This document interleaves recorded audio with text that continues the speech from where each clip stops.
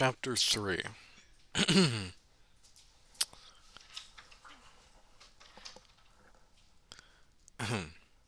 Chapter 3. I have always considered the descriptive powers of poetry and song to be invincible. But how can one begin to capture the essence of Dune World in mere words? A man must journey there and experience it for himself. Gurney Halleck, Jongleur of House Lincoln. As an advance guard for the new Lincoln operations, Esmard Tuick and 100 Catalan men arrived on Dune World. The Hoskenaers had packed up in a flurry and departed like tenants evicted in the night. They took most of their expensive spice harvesting machinery and transport ships, leaving behind only 12 units, as ordered. But they were the most broken down, poorly maintained equipment. Esmar Tuek shook his head at the bad news. The Emperor had sent word that his concession was generous, so he must have set aside his own substantial stockpile of spice, more than enough to tide him over while leaving House Lincoln to struggle against formidable odds to get their operations up and running. More than likely, the Hoskenaers had bribed the Emperor with some of their own melange hoard to influence his decision, while a few ambitious independent sand miners continued spice harvesting operations in the interim. Two X-Men set up a base of operations in the main city. Carthage was perched in a forbidding tangle of crags that rose high from the gulf of open sand, offering shelter from furious storms and other threats. Tuek would have preferred a more organized layout, but the rugged terrain allowed no discernible grid for constructing buildings, roads, and landing zones. Structures had to be erected in any open and level spot, no matter how small. Most of the hired workers were forced to remain, unable to afford the exorbitant passage off-world. Support staff, cooks, water merchants, repairmen, sellers of sun-dries and desert garb remained in Carthage, ostensibly eking out a minimal living. Tuek suspected that many of them might be saboteurs, intentionally left behind to work against House Lincoln. The old veteran's first order of business was to secure a chief of spice operations, someone with experience as a sand miner, but with no love for the Hoskenaers. He wanted to choose a man well down in the ranks, believing that anyone high in the former hierarchy might feel loyalty to the previous masters, whereas a miner suddenly jumped in rank and responsibility, not to mention pay, would be inclined to offer his full allegiance to House Lincoln. Tuek and the Lincoln family jongleur, Gurney Halleck, met with each of the men who applied for the job, as well as others who had learned not to call attention to themselves under the Hoskenaers. A red-headed boulder of a man, Gurney had a sharp eye and a deadly blade, though his jovial demeanor kept his enemies continually off guard. After interviewing more than 40 candidates, Tuek decided on an ambitious spice crew manager named William English. Even after the Hoskenaers departed, English had taken charge of 3 spice crews and arranged for them to keep harvesting melange and acquiring bonuses during the change of government. In his favor, the manager came from a noble bloodline, his grandfather having been a Lincoln ally before an economic downturn ruined House English. The left side of the man's face was rough and waxy, as if scoured by an industrial polisher. English had been caught out in a furious sandstorm, unable to find adequate shelter in the rocks. Most of his exposed left cheek had been worn away. The medical facilities in Carthage had been sufficient to save his life, but not to make him handsome again. He had no love for the Hoskenaers.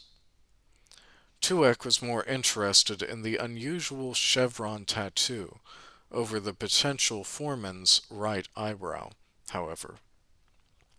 "What is that symbol? I've seen them in Carthage, often among the seasoned sand miners.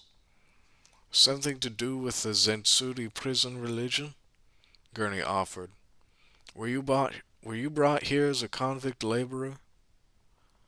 English's expression shifted into one of pride as he tapped the tattoo. "Most of us came here as prisoners, but this mark signifies that I am a freed man. I was convicted of a crime and sentenced to 20 years of hard labor in the penal caves on Eridanus 5. Then the Grand Emperor and the Hoskenaers offered amnesty to any prisoner who worked on Dune World for a time equivalent to 25% of the original sentence. I had to work only 5 years of my original 20. Gurney grunted. "The Hoskenaers needed a lot of manpower for their spice operations." Always eager to find new stories and material for the songs he loved to write, he asked, "What was your crime? Something to do with the unfortunate fall of your house?" English's mood darkened. "My sentence had been commuted, the records expunged. Therefore, I committed no crime." He smiled wryly. "Isn't every person guilty of something anyway?" Ever conscious of security, Esmar Tuek did not like the fact that most of his sand miners were convicts. How trustworthy could they be? However, he also knew that many of the best military fighters with whom he had served were those with shady pasts or guilty consciousness. In a conciliatory tone, he asked, How long do you have left on Dune World? I don't want a spice foreman who will leave us in a few months' time." "As I said, I am now a freed man. I have been here 12 years, 7 past the end of my sentence." Gurney exclaimed, "Then why haven't you left, man? I can't imagine anyone staying in this wretched place by choice." It is not by choice. When our time is finished, we are not allowed to leave unless we pay our own passage off planet. Few except the most crafty and devious are able to acquire that kind of money. Thus, even freedmen stay here and work as virtual slaves. I've been saving for years and have only half of the credits I need." He grimaced. "Regrettably, I didn't notice the odious clause when I signed the contract." "Sounds like a neat little scam," Tuek said. English shrugged. "Scam or not, I wouldn't have survived the penal caves on Eridanus 5 with the dripping acid and the tunnel collapses that maim and kill so many. And even if I did finish my sentence there, I would still have been a convicted felon when I emerged." He tapped the mark above his brow again. "Here, I am forever a freed man, not a criminal." Suitably impressed, Tuek decided to give the man a chance, while keeping him under close scrutiny. "Mr. English, would you pilot an Ornajet and take us on an inspection flight?" "Nothing easier, General. I'll check the locations of the crews that went out today. Only a few of them could get their equipment going."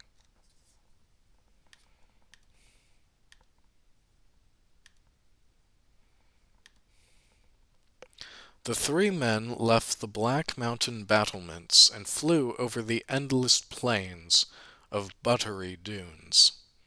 Gurney stared at the wasteland through the Ornajet's tinted window. A desolation and a wilderness, a land wherein no man dwelleth, neither any son of man passeth thereby. The jongleur offered from his vast repertoire of pertinent quotes. He turned to look He turned back to look at the blocky structures of Carthage, nestled among the dark rocks. As Isaiah said long ago on another world, he built towers in the desert. Tuek peered disapprovingly at the dirty city the Hoskynairs had built. I wouldn't exactly call them towers. As English guided the Ornajet deeper into the desert, he opened the wings to full extension. They flapped slowly as the craft rattled and bounced in air turbulence. He wrestled with the controls. Hold on, gentlemen. Could get worse. Could get better. Ah, now that's covering your options, Gurney said with a chuckle. Storm coming? Tuek asked. Just thermals. Nothing to worry about. English tough English touched the roughened, waxy skin on the left side of his face. I can sense bad weather. My knowledge of Dune world storms is unfortunately intimate. After he had stabilized the Ornajet, English glanced at the old veteran. I told you about my tattoo, General Tuek. Would you return the favor and explain those red stains on your lips? I have never seen anything like them. Tuek touched the bright cranberry smears that forever marked his mouth. I was once addicted to the Safu drug. It makes you euphoric, makes you lose your edge, and it ruins your life. Safu makes those stains? Safu juice is colorless. These red stains mark that I have taken the cure and survived. It was a true addiction. English looked uncomfortable. And you have beaten it.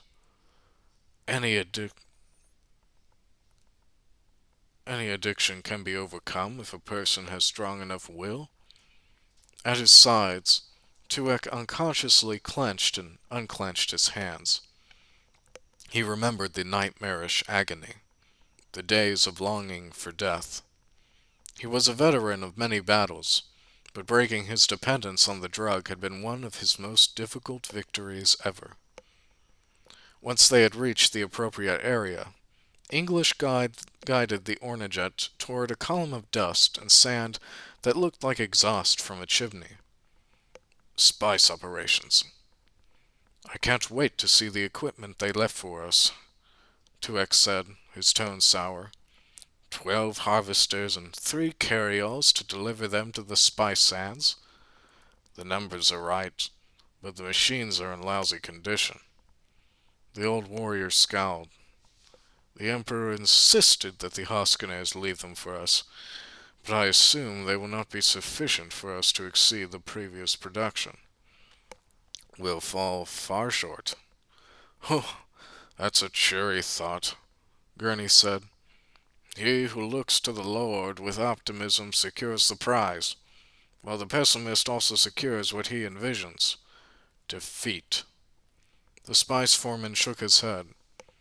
It's not pessimism, it's the reality of mathematics, and this hellhole. Unless we find a way to dramatically increase spice production with the equipment we have, House Lincoln won't stand a chance. In 2 years, the Hoskynairs will return in force, and I'll be put to death. English looked strangely at his 2 passengers. Nobleman Hoskynair does not look kindly on a man whose loyalties can be bought.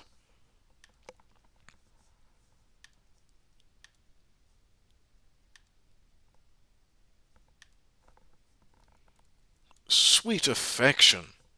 It was Tuek's favorite saying. Then why do you agree to the position, man? Because you offered me an increase in pay. If I starve myself and earn maximum bonuses, there's a slim chance I can afford to buy passage off Dune World before the Hoskynairs return. English tapped a control, and long, telescoping whiskers extended from the nose of the Ornajet to pick up sensor readings from the surface below. Where there, where there's one vein of spice, there are likely to be others. These probes take readings to help determine a good place to come back another time. What about all those little ships? Gurney asked. Scouts spot good sand by surface markers, dune irregularities, and indications of worm activity. Worm activity? Tuek asked. Airborne lifters swooped down to the flurry of activity, while smaller ships flew nearby in wide arcs. English gazed down at the operations. Ah, looks like we're ramping up for today. The crews can only hit each vein for an hour or so before we have to evacuate. See, that spice harvester is ready to be hauled to safety. Below, while men sprinted to their main vehicles, a heavy carryall linked to a boxy hulk of machinery in a valley of dunes, then heaved it into the air. Hauled to safety? From what? Tuek asked. Didn't the Hoskynairs tell you anything about spice operations? Nothing. Below, only moments after the carryall lifted the spice harvester from the sand, an enormous writhing shape bucked through the dunes. A serpentine beast with a cavernous mouth launched itself toward the rising spice harvester, but the straining carryall climbed higher and higher, out of reach. With a crash of sand, the great worm thundered back to the dunes and thrashed around. Gods, what a monster, Gurney said. And I saw the beast rise from the sea, with 10 horns and 7 heads. Harvesting vibrations summon a sandworm to defend its treasure, just like a mythical dragon, English explained. Under the Hoskynairs, I crewed on 7 spice harvesters that were lost. Did everyone get away down there? Tuek peered through the Ornajet's window, searching the ransacked dunes for casualties. English listened to the staccato reports. Everyone checked in except for one scout flyer caught in a downdraft in the wake of a sand geyser. Sand geysers? Giant worms? Gurney cried. Does Dune World breed strangeness? In a dozen years, even I have yet to see all of its mysteries.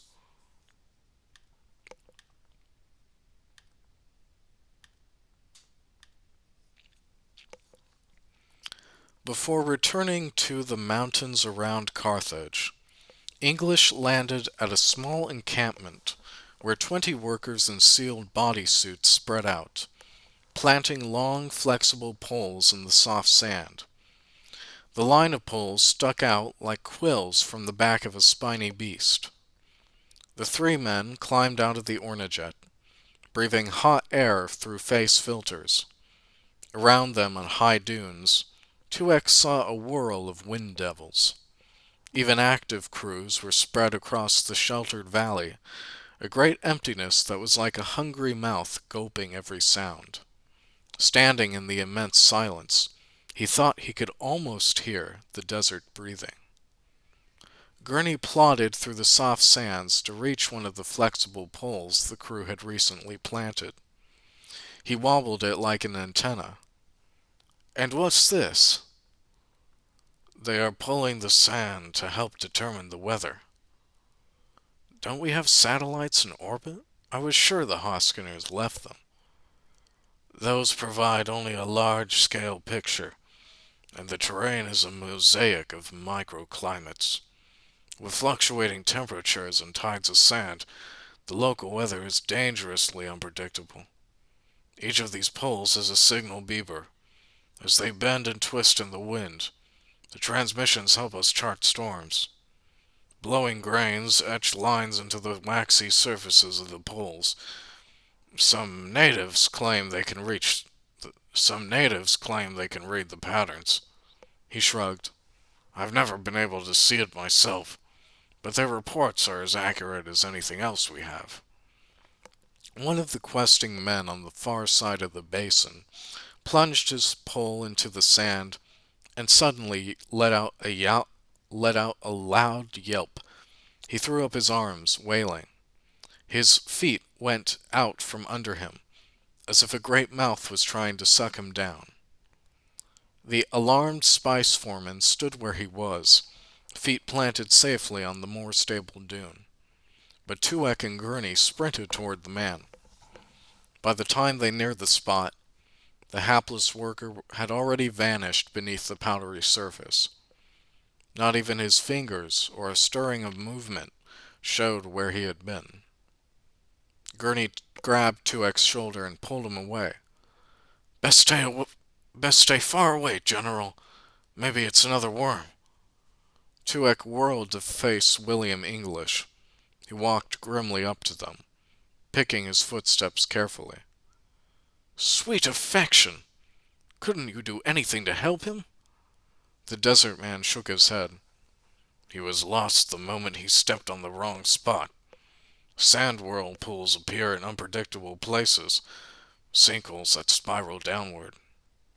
Hesitant to move, Tuek remained where he was for a minute, his jaw muscles working like a tiny imitation of a worm. Gods! What kind of demon world is this?